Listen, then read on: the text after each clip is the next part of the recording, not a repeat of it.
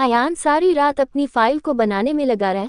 सुबह के 6 बजे अपना काम खत्म करके वो सोया था। सोने से पहले उसने अपने रूम के बाहर लगा दिया था डू नॉट डिस्टर्ब। घर के बाकी लोग भी अपने अपने काम में लग गए थे। अब ईशा की शादी के फंक्शन शुरू होने वाले थे। 3 दिन बाद ईशा की शादी के फंक्शन शुरू होने वाले थे। अयान के यहाँ आए हुए कई दिन बीत गए थे। अयान जब भी फ्री होता था अंशु के बहाने अरायना के साथ टाइम स्पेंड करता था। अयान को अरायना की करीबी से बहुत सुकून मिलता था।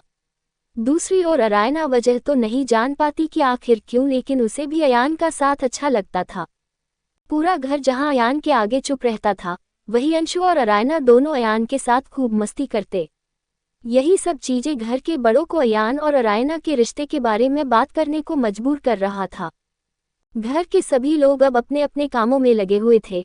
ईशा अरायना के साथ बैठकर किसी खास ड्रेस अप के बारे में बात कर रही थी। प्रीति अपने हॉस्पिटल जाने वाली थी, तभी लॉन में बैठी बेबे ने प्रीति को अपने पास बुलाया और पास बिठाकर आराम से बोली, पुत्र तेरी ये बहन अरायना, इसके बारे में बात करनी है। देखो बात घुमा फिरा कर नहीं कहेंगे तो साफ बताती हूँ, मुझे नीलिमा और तेरी सास राधिका को ये बच्ची बहुत पसंद है। बेबे की बात पे प्रीति हंसकर बोली, बेबे वो सच है ही अच्छी, उसका बालपन, उसकी चंचलता, उसकी समझदारी, सारी चीजें हैं उसके अंदर। अभी 19 साल की पूरी हुई है, लेकिन समझदारी उसमें बड़े बड़ों से भी अच्छी है। जहाँ मस्ती करनी होती है वहाँ मस्ती करती है, और जहाँ चंचलता दिखानी होती है वहाँ चंचल हो जाती है। वो सब माहौल में ढल जाती है। बहुत समझदार है मेरी बहन, तो उसको तो सभी ही पसंद करते हैं। बेबे वापस मुस्कुरा कर बोली, पुत्र उसको हम आपकी जेठानी मतलब हम सब उसकी शादी अयान से कराना चाह रहे हैं। और ये सब इसलिए नहीं कि वो हम सबको पसंद है या वो अच्छी है इसलिए, बल्कि हम सब ने ये सब देख के फिर फैसला किया है। अयान को तुम अच्छे से जानती हो, और उसके गुस्से को भी घर में किसी भी बच्चे की हिम्मत नहीं कि अयान से खुलकर कुछ बोल सके। वो तो चारू है जो कभी कभी उसके आगे ज्यादा बोल जाती है, वरना उसके गुस्से में तो कोई भी नहीं बोलता। पर इस बार हमने देखा है अयान अंशु के साथ साथ आपकी बहन के साथ भी काफी खुलकर बातें करता है, अंशु के साथ साथ उसकी भी काफी बातें मानता है। और सबसे बड़ी चीज जो हम सब ने देखी वो ये है, अयान की आंखों में हम सब ने इस बच्ची के लिए प्यार देखा है। हमने देखा है कि जब अरायना पुत्र के पास होता तो उसकी आंखों की चमक अलग ही होती है। वो अरायना को चाहकर भी खुद से दूर नहीं करता। और कल रात की बात ने तो कोई शक की वजह नहीं छोड़ी। कल रात क्या हुआ? कल रात प्रीति ने थोड़ा चिंतित होकर कहा तो बेबे फिर से बोली, पुत्र कल रात अयान ने हम सब के साथ खाना नहीं खाया, ये तो आपको अच्छे से पता है।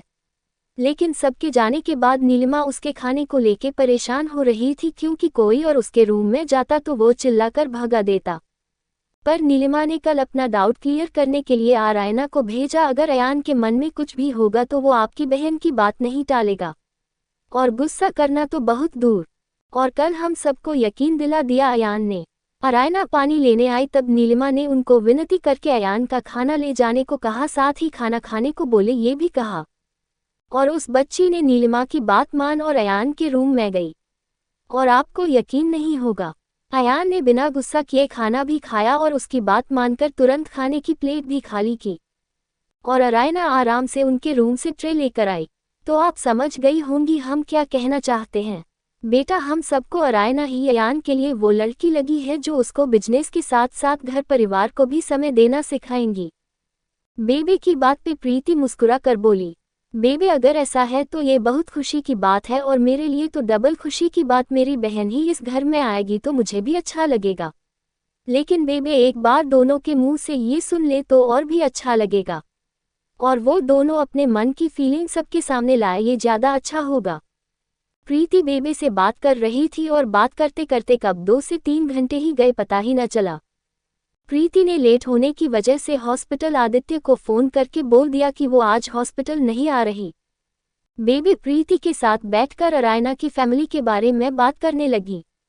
दोपहर का टाइम हो गया था। वो नहाकर अपना बालकनी में मीटिंग के लिए लैपटॉप और फोन और लैपटॉप का चार्जर लेके बैठ गया।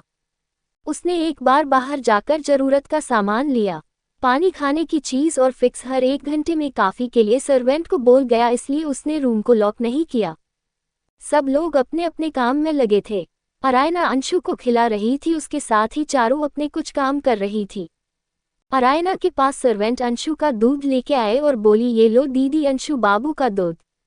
दूध का नाम सुनते ही अंशु ने नाक सिकोड़ कर कहा, हुई मिल्क, मुझे नहीं पीना। वो अरायना के हाथ में दूध का गिलास देखकर रूम से बाहर आ गया। अरायना उसके पीछे भाग रही थी दूध का गिलास लेकर। आगे आगे अंशु था, पीछे पीछे अरायना। वो उसे बहुत प्यार से बुला रही थी पर अंशु सुन ही नहीं रहा था। वो कभी यहाँ छुपता कभी वहाँ। वो आसपास की चीज फेंककर अरायना को मार रहा था पर अरायना उसके पीछे पीछे भाग रही थी।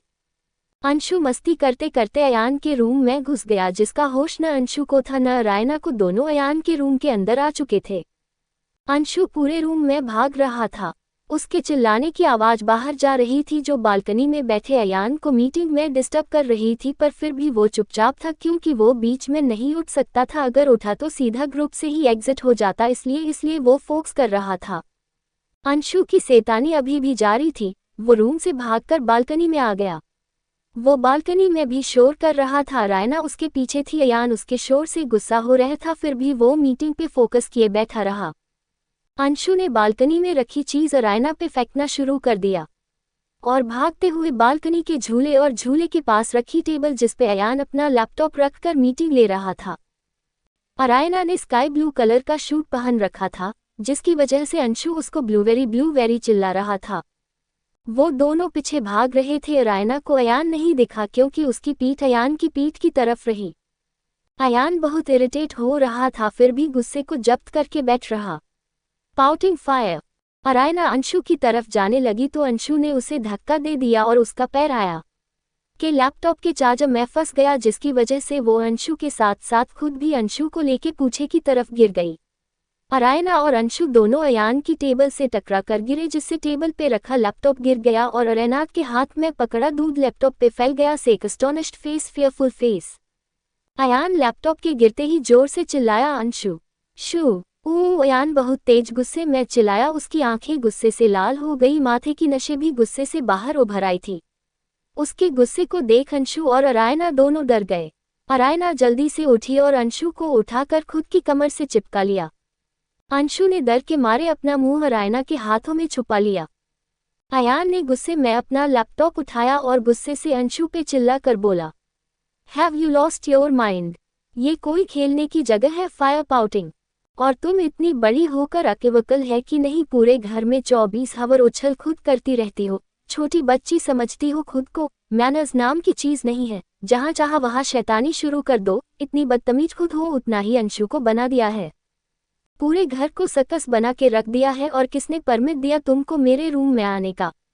Pouting fire fire. आज अयान के शब्दों से फायर निकल रही थी। वो अपनी टेंशन और गुस्से में भूल गया था कि वो क्या बोल रहा है और किससे बोला रहा है। वो बोलते बोलते जोर से अपना हाथ टेबल पे मारता है, साथ में ये अंशु। वो ये सब कहते कहते अपना लैपटॉप ऑन कर रहा था, पर वो ऑन नहीं हो रहा था। Fire fearful face.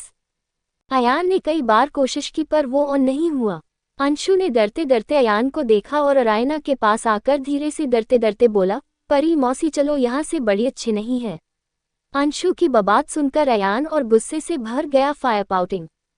वो गुस्से में अंशु पे हाथ उठाकर मारने को हुआ कि अरायना ने झट से आगे आकर अंशु को पड़ने वाला थप्पड़ अरायना के गाल पे पड़ गया।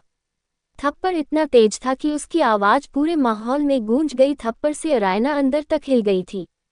अयान कर जोरदार थप्पड़ पड़ते ही अरायना के कान से थोड़ी देर के लिए सब सुनाई देना बंद हो गया था।